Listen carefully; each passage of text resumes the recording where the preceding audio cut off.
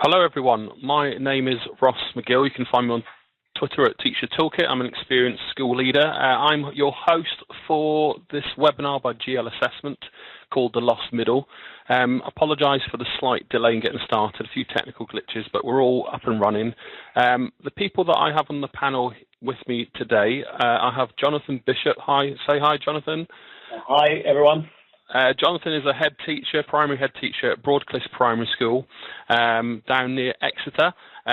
In the room here in central London, I have Hilary Fine. Hello, Hilary. Hi. Hilary is the senior publisher here at GL Assessment, who's going to share some highlights from the research, as well as head of publishing Shane Rae. Hello, Shane. So that's the four of us. How you can interact to those who are listening. Our hashtag for this webinar is #LostMiddle. We'll pause and play throughout the webinar where you can pose your own questions and get involved online. We'll go through the summary of the research and guide you through the highlights. So if I could just start by summarising the kind of key part of the report, and we'll start to go into our first question. So this study was published just at the end of September. It's a new study that shows that calling children average hides their problems and potential and could lead to significant underperformance in their GCSE exams. Too many children are routinely identified as average, and their abilities and problems are overlooked as a consequence. So what I'd like to do for our first question, I'm going to ask Shane to come in here and just give me an initial summary of his findings. So Shane, were you surprised by the results? Yes, we were surprised actually. Average is a term that we use quite readily, and we wanted to investigate just how average the student population actually is. Obviously, we have a tremendous amount of data on this sort of thing, so we wanted to drill down into just exactly what average meant. And take another look and unpick some of that. And according to our analysis, which involved scrutinizing the data of about 24,000 children, we discovered that only 1 in 5 children should be considered average across the ability range, that is, of verbal, spatial, reasoning, and quantitative reasoning as well. For 50% of the children, they found themselves in the broad middle. And of that 50%, 3/5 of them approximately have a strength or deficit in one of those ability areas. And that means while they might be seen as being solidly average, or that the results place sort of average cohort, that actually, if you look closer at the data, that they have varying strengths within that section. And one of the most standout findings for me was that defined as average, getting a B or above in English, for example, at GCSE, range from 1 in 7 to 7 in 10, depending on their ability. Those sorts made us realize that it was worth our focus and having another look at that average cohort. Okay, fascinating. So does your results mean that teachers should stop calling children in the classroom an average student? Well, it's an interesting question. So apart from being a publisher, I spent 15 years as a classroom teacher myself, and I know that none of us actually would use that term describing children, certainly, or around children. It's more of a notional thing that we would discuss amongst ourselves as colleagues, or perhaps in meetings with various other members of the SMC within the school and things. But we would recommend that, that average actually doesn't apply to children in their learning. In old money, we used to talk about something, an IEP, an individual educational program. We've long since moved on in our thinking to that every child should have a notional IEP, and therefore there just isn't any room for average within that type of thinking. Okay. I'm going to bring in Jonathan here from a primary perspective. Jonathan, how would you identify children in the middle? Maybe using examples of how you use CAT4 data and other data too. How would you go about that? Yeah, I guess what we endeavour to do is, as just been mentioned, is to really look at the obvious of saying that there are strengths and areas for development with every child, and that idea of an individual educational plan. Everyone said that, but in reality you need accurate data and information in order to build that picture. So what we have really worked on is using the raft of information to build a picture or a profile of a child. So we would look at the CAT scores, as you said, and be looking at those areas of strength, and where there's a bias towards one approach. We would also be looking at their pass scores, so we'd be looking at their attitude towards themselves and school. And what you're really looking for is where there might be underachievement, but in relation to their potential. So often we would focus in schools very broadly in bands, and you would look at your most able and your gifted and talented, or often those children with special needs, and would identify them with a program. But there is a big group that has been lumped together as the average, often over 50%, and they can easily be overlooked because they can be working hard, achieving reasonably well. But what we've started to do is dig in and say, is there a discrepancy? Could they be making faster or better progress when we look at those CAT scores? Is it that with more push or maybe boosting their confidence, if there's an area that they are feeling less confident in, that actually would mean we'd get better outcomes and faster progress? So, Jonathan, are there any kind of standout bits of data or characteristics that you can already start to unpick from your data? Well, I think the most powerful part has been when you look at the individual pupil level. So it's good to look at the top level dashboards of how children are performing. But when you look individually at this dashboard or this picture of a child, we've identified a number of children who could be described as coasting or just underachieving compared to their ability or their potential. And actually, we found that there could be some really small steps that make a big difference. So one girl in particular that we picked up on last year had a really good attitude towards learning, loved coming to school, was scoring actually above average across the board in terms of their progress.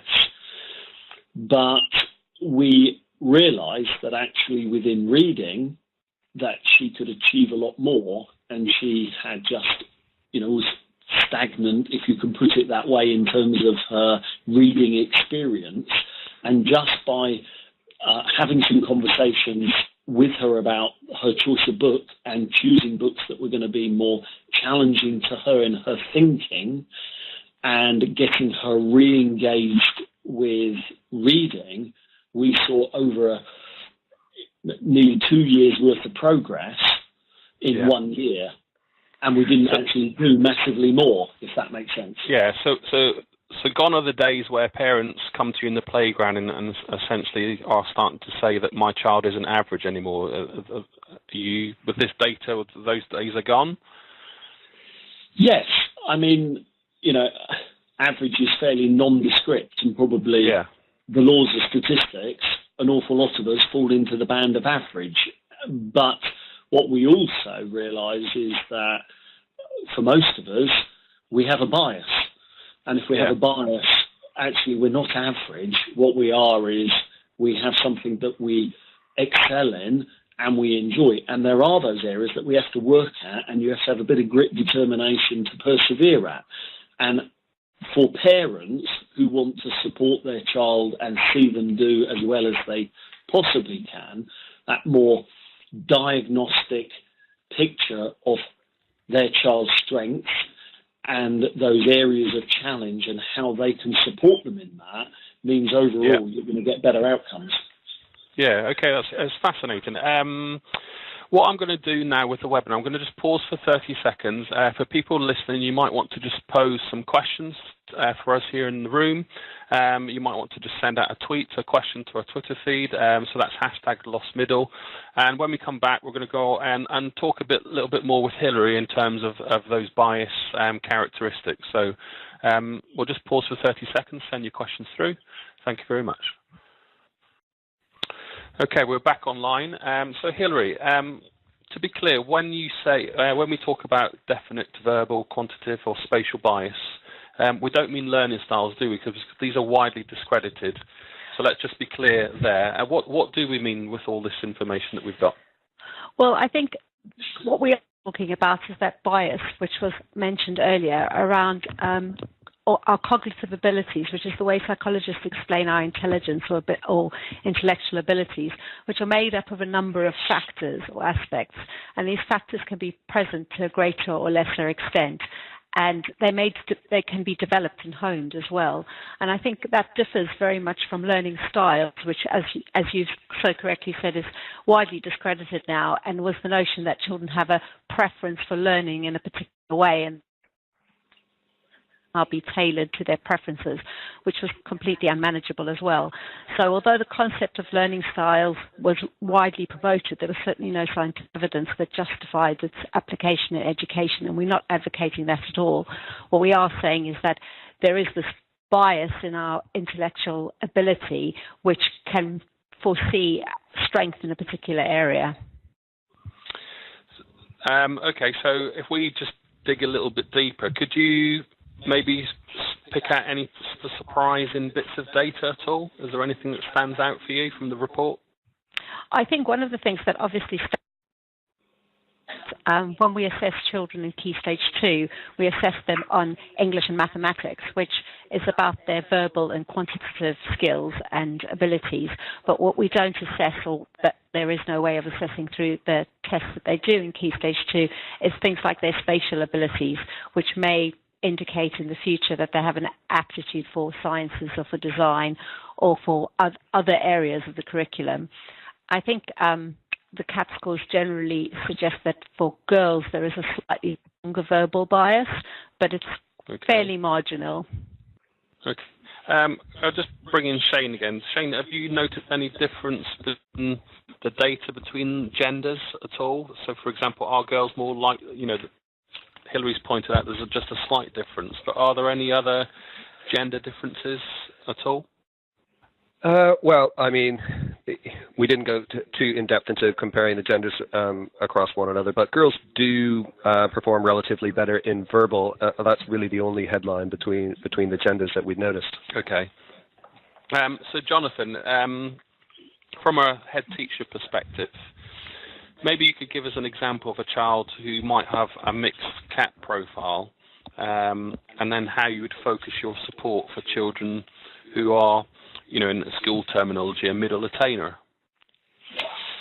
Yeah, I guess thinking about a mixed profile, you are, as just has been indicated, going to be looking at the breadth of the curriculum and the areas in which someone may, with their aptitude, may excel. I also picked up on Hilary's point around the fact these things can be honed.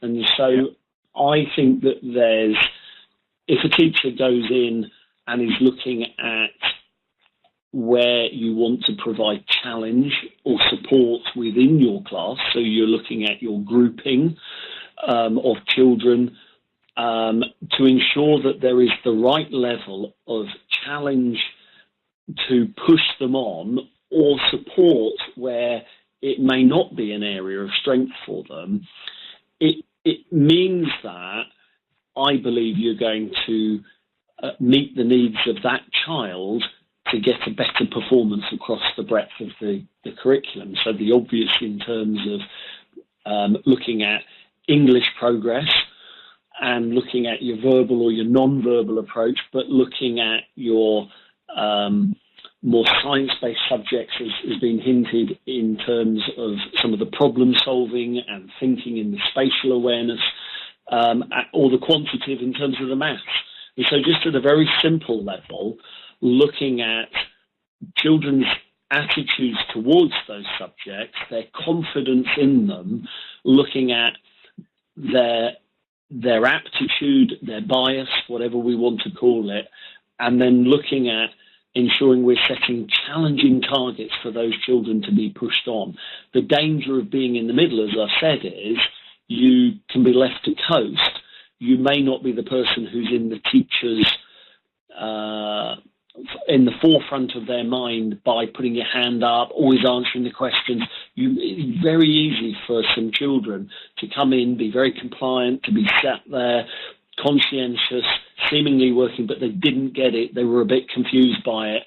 And the teacher, with good information and good data, with a clear profile of that child, can be making sure that the questioning is challenging them, that the pitch of the work is appropriate to their need, so that you are honing and improving and pushing on the children rather than them averagely floundering, which is a big danger. You know, that archetypal kid sat at the back, never in trouble, always working hard, and it takes a while for the teacher to get to know them and make that difference. I think the data can really empower the teacher to make a difference speedily at the beginning of a year and during the year.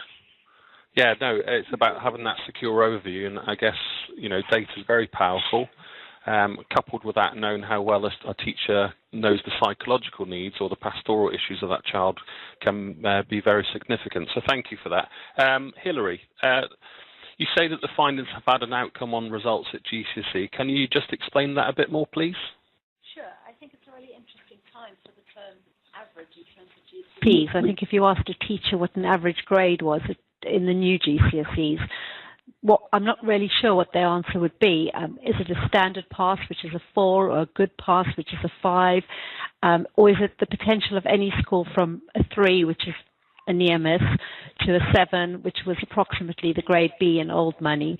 I think the answer depends on the expectations and the context, but there's no doubt that thanks to the overhaul of our GCSEs, that the addition of the more granular grading, that our understanding of average has been stretched and is still slightly undefined. If we're looking at the broad middle of students, our analysis found that there's huge differences in a child's ability profile that can have a significant impact on their performance in the classroom and critically on their GCSE results. Okay, so it's fascinating. So is it clear-cut as saying as a verbal bias means good results at English? I think that children who had a verbal ability bias, among them, half of them were in the middle ability range, and their chance of getting a B at GCSE ranges from 1 in 10 to 7 in 10, depending on that verbal bias. Okay, and there's also, you know, other questions such as, you know, a quantitative bias, strength in maths, or a spatial bias in science. What could we say here? So I think if we look at maths at GCSE, within the 50% of the cohort we would consider average, only 11% of students were slightly weaker in quantitative reasoning, gained a B or above in maths. Whereas for those who were quantitatively able, this rises to 66%. So we need to ask ourselves how much better we could have done if we hadn't considered these students average, but looked at their biases and abilities. Okay. Right, we're just going to take another 30-second break. So for people listening live, tweet your questions to #LostMiddle. You can send your questions through the webinar software. We'll do our best to answer those as we go through the session. We're going to go into the second half and start different environments, different groups of students. So we'll be back shortly. To GL Assessment's webinar on the lost middle and the term average and how that implicates on student potential, problems and potential. Again, I remind you, please share your questions, follow the #LostMiddle. I'm going to into EAL students that don't particularly do well at GCSE, but Shane, the media often like to celebrate EAL students that do particularly well. Did your analysis throw up anything interesting about these particular students?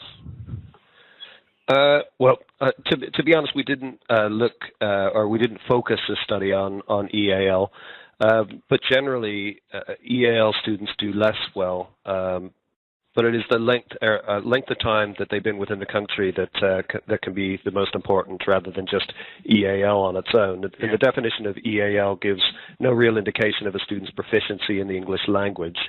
On one hand, the EAL group includes second or third generation ethnic minority students who may use English as their everyday language and can be quite fluent in it, but at the other extreme, it might include new migrants who speak no English at all and may have varying levels of literacy from their previous country of origin.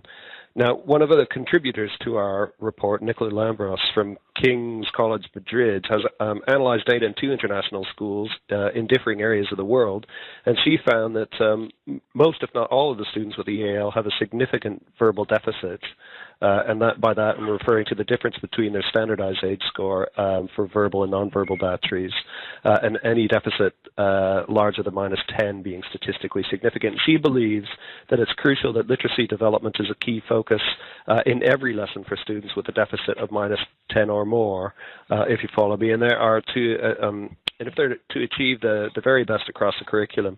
In other words, every teacher must be a confident teacher, both their subject area and literacy, even if the subject is not literacy-based, if that makes sense. Yeah. Jonathan, as interesting as all this findings are, we know that differentiation is probably the hardest challenge for every teacher to try and address in the classroom. So in terms of this potentially, this fascinating data now becoming potentially a headache for teachers, how do you see yourself as a head teacher interpreting this and then rolling it out to your staff? Yeah, well, I actually think it's probably making the job of differentiating easier, not harder. So although there is lots of rich data, at the end of the day, the analysis of that rich data can be really simple. The GL reports that come off would indicate where the bias or the strength is. It would give suggested approaches. So if you start to really look at individual target setting, as most schools do, and you use this information to inform your target setting for those children with the teachers, and then use the assessments to track the progress those children are making, it actually means you're not teaching individually to every child, but you absolutely are grouping or setting or planning and target setting for every individual child. I'm now of the view that almost without this data, how much slower the process is, because it's not that teachers often don't make good professional judgments about where a child is in relation to national curriculum criteria or whatever criteria they're using to ensure good progress. But this data gives a real empowerment to the teacher to almost know a child from word go before you've done any work with them and got to know them. So that transition. The benefit of the benefit of people listening on the webinar who might want 1 or 2 new ideas, putting you on the spot here. How would you make sure that you get the best out of children for you, the teachers in your school for children that might have unreleased potential? Well, first of all, is identify them. Find the child that isn't delivering that potential. What I then think is the question is, how is that child going to be supported and challenged? And some of the approaches we're doing is actually with our older children in year 4, 5, 6, we're looking at mentoring. So I've assigned a mentor to every child, and they sit with the child and they review the progress they're making, but they discuss the work they're doing. So what you're doing is you're saying very regularly to that child, could you do more? Can I help you in that? Shall we go and choose that book together? Or I'd really like to see improvement in this area. Can you give me an example of its success, or perhaps if a school wants to start this initiative up themselves, perhaps a pitfall for them to avoid? We've been doing this for last year and this year, I think the successes are actually some obvious ones. That what you're doing is hearing the voice of the child very early on and having meaningful conversations on a one-to-one basis about that child and their development. And that the success is evident in that child being involved in their learning in a much more personalised way than just the holistic approach of teaching your class. I think the pitfalls are, like everything, it's a national study at the moment about marking and feedback in relation to teacher workloads, and there's lots of new frameworks and rubrics coming out. But it's well documented, isn't it, that of course, good, meaningful feedback that supports progress makes a massive difference, and that's more than just simply marking a book. And you can do lots of marking and lots of responding to marking, and not always lots of doing in relation to getting quality work. So using the data and good pupil conferencing to really challenge and support children on the areas where they need challenge and support, I believe is going to get better, faster progress for those children because they feel supported. It's all about meaningful feedback. Okay, thank you. And a passion of mine is that, we know feedback is the kind of key for students making progress, but we still have to dispel this myth that written is the greatest form of feedback, and maybe verbal should trump written because it's a lot more immediate. I'm going to bring in Shane here before we pause for another break and take some questions from our listeners. Shane, do you think that schools have a tendency to miss one type of bias over another? Well, they may find it a bit more difficult to spot one or the other. I think the easiest ability to identify is the verbal reasoning ability, followed by quantitative. The more difficult one to spot is certainly spatial ability, and remembering that a spatial thinker is someone who thinks mostly by using images first and then converting those into thoughts, or converting those thoughts into words. So that tends to be the one that's more difficult to spot.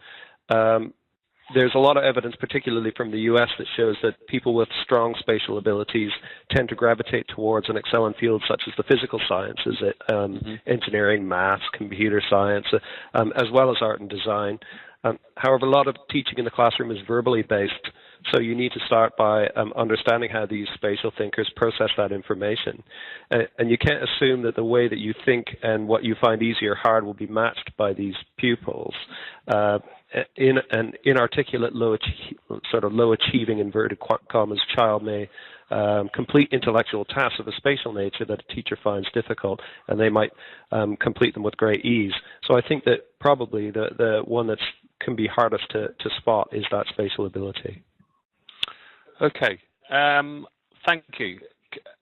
Later on in the webinar, I'm going to go into how teachers can potentially spot these bias in their own classrooms. But just before I do, just take one more break.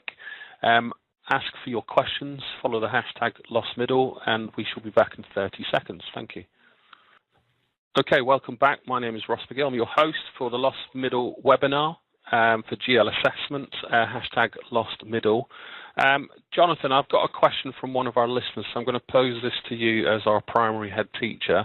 This is a comment from Sam Litchfield, and he writes, once lessons have been differentiated for each level within the group, I find it easy to stretch those that grasp the understanding quickly and provide help to those struggling. But the question is, how do we ensure or assess that all students are learning throughout each lesson and provide that immediate feedback? So what would be your suggestion there?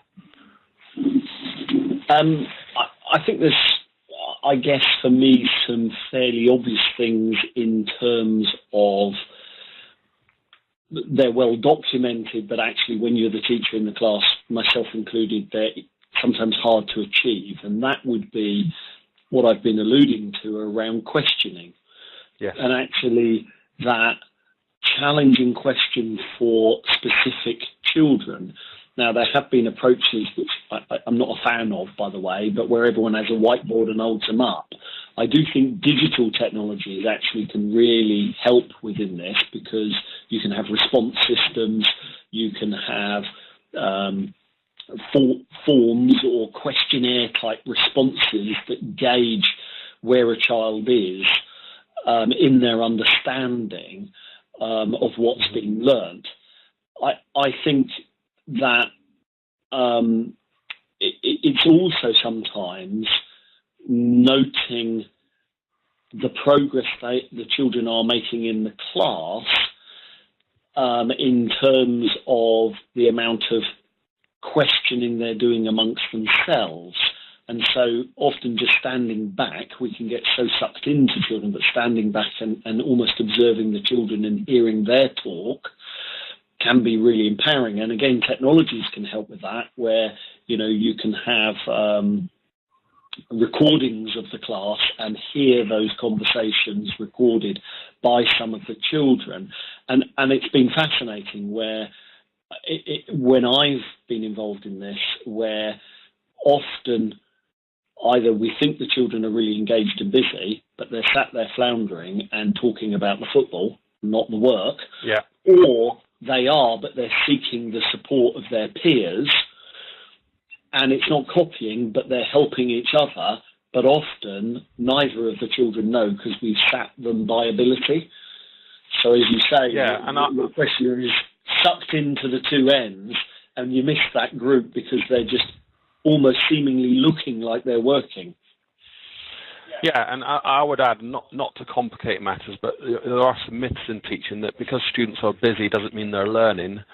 Nor does it, you know, if the teacher's teaching, sometimes we think that we assume that the students are learning too. So it's important, Sam, thank you for your question, that you build in systematic questions, routines, so you can check the learning in, you know, lots of various ways that Jonathan's already suggested. Apps are a really good way to do that. But I guess one quick fix for me personally to reduce your workload would be to approach differentiation over time rather than see it as an immediate fix in a one-off lesson. So thank you for that, Jonathan. I'm going to move on to our next question for Hilary. How would you advise teachers to go about spotting students in their class with potential talent or difficulties that have not yet been spotted? What advice would you give to our people listening?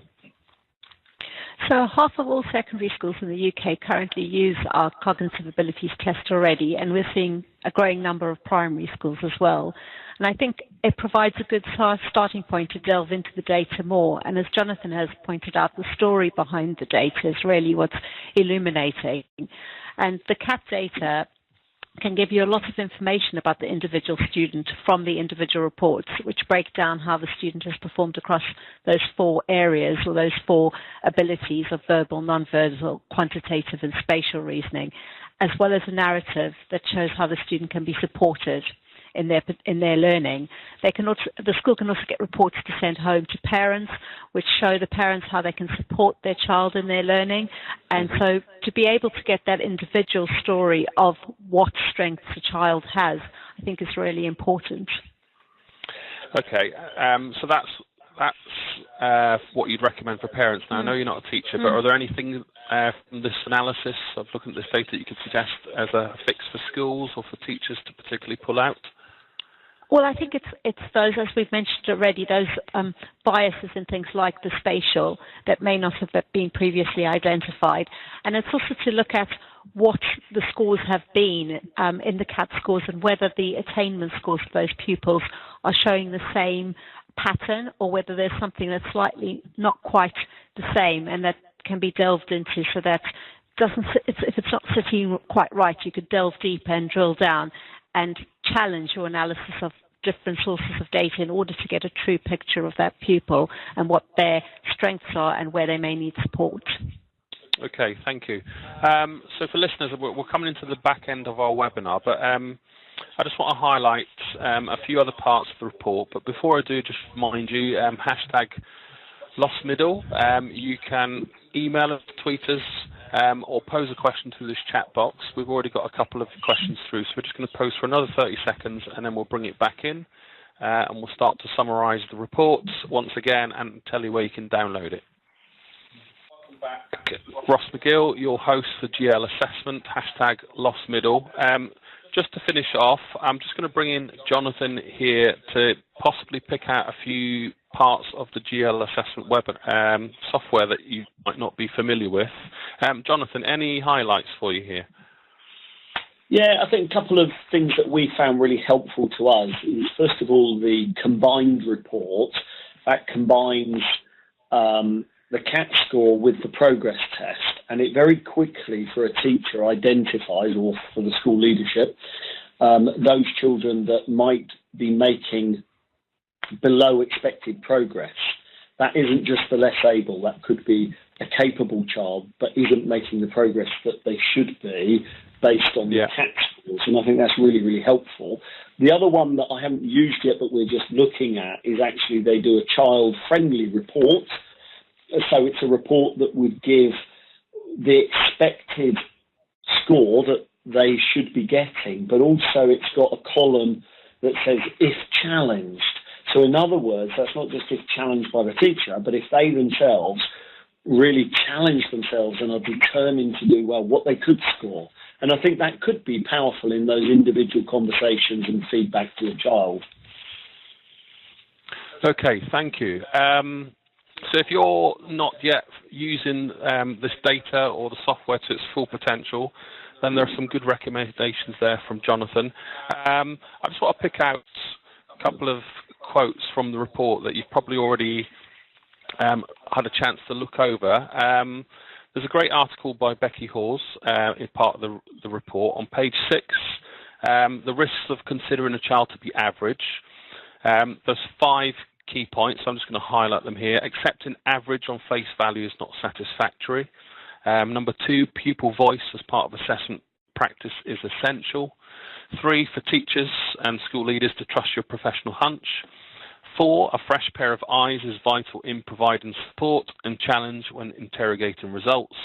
And number 5, triangulation is crucial in getting the full picture. So we all know as teachers and school leaders that when we get this amazing wealth of data, it's only as good as what we use, how we use the data in the classroom with the child the very next day. So Jonathan, I wonder if you had any further thoughts to add in terms of the current perceptions of average just before we finish off, or the potentials that teachers could unlock. No, I think I've said lots. I guess I like the point about pupil voice, and so often just talking to the child about their progress. I think so often we miss a massive opportunity in that, and so often they're quite mature and keen to do well, and we so easily can overlook them in the busyness of teaching a class or our classes. Yeah. Okay. Hilary, how can people listening in download a copy of this report? Where can they find it? Well, the report's available on our website, which is gl-assessment.co.uk, and I would encourage everybody to go on and download a copy for themselves. Okay, lovely. I'll also be blogging and tweeting a summary on my site, teachertoolkit.co.uk. So this is your last chance for people listening live to tweet your questions. We've got a good 10 minutes left, so please send them through. The hashtag is LostMiddle if you're following on Twitter or listen to this later. So just to finish, clearly if teachers can uncover learning strengths and areas for development earlier on, they will be in a position to target support more effectively. This could be particularly important where students underperform. So we've already talked about its potential identifying bias early on and where this can lead to student outcomes at GCSE. So some fascinating data here. We're in a landscape in education where we want to be research-rich and evidence-informed. So this is a great piece of research that you should not keep to yourself. Share it widely. Get it on Twitter, tweet it out. Make a copy, put it in your senior leadership team pigeonholes. If you're a senior leader yourself, maybe put it on your agenda at your next leadership team meeting. So I'm just going to pause for 30 more seconds. This is your last call for questions. Hashtag LostMiddle. I'll be back with you in 30 seconds. Okay, this is Ross McGill. GL Assessment, the Lost middle webinar, hashtag Lost Middle. This is your final call for questions. We have gone through the highlights of the report. I have been in the pleasure of Hilary Fine, Senior Publisher at GL Assessment, Shane Rae, Head of Publishing, and Jonathan Bishop, who's the Head Teacher at Broadclyst Primary School over in Exeter. Thank you, Jonathan, for tuning in online. Thank you to all our guests who have tuned in live. Thank you for your questions. Data is incredibly powerful. This is research-rich, this document, so please share it widely. Please get into the details, and it's only ever going to be as good as what you use with it in the classroom the next day to support your children. So that's me signing out. My name is Ross McGill. You can find me on Teacher Toolkit on Twitter. I've been your host for today. I hope you found this very useful. We'd love to hear your feedback. And that's me signing out. Have a lovely day.